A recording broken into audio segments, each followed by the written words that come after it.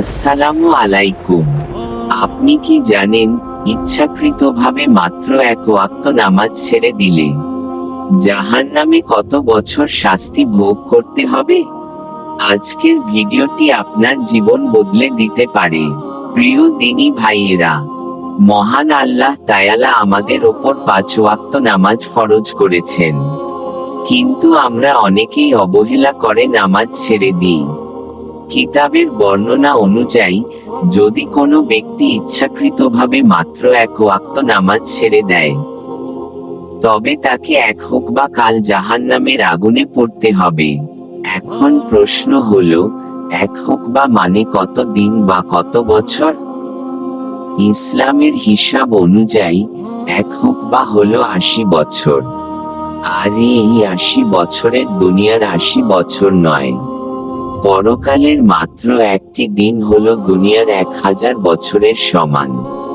সেই হিসাবে এক ওয়াক্ত নামাজ না পড়ার কারণে একজন মানুষকে প্রায় 2,88,00,000 বছর জাহান্নামের আগুনে জ্বলতে হবে।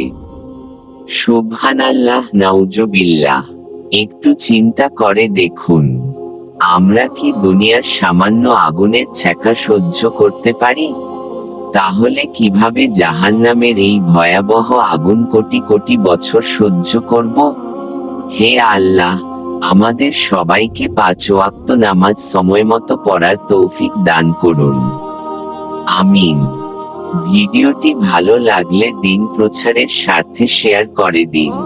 হে আল্লাহ, আমাদের সবাইকে 5 ওয়াক্ত নামাজ সময়মতো পড়ার তৌফিক দান করুন। আমিন।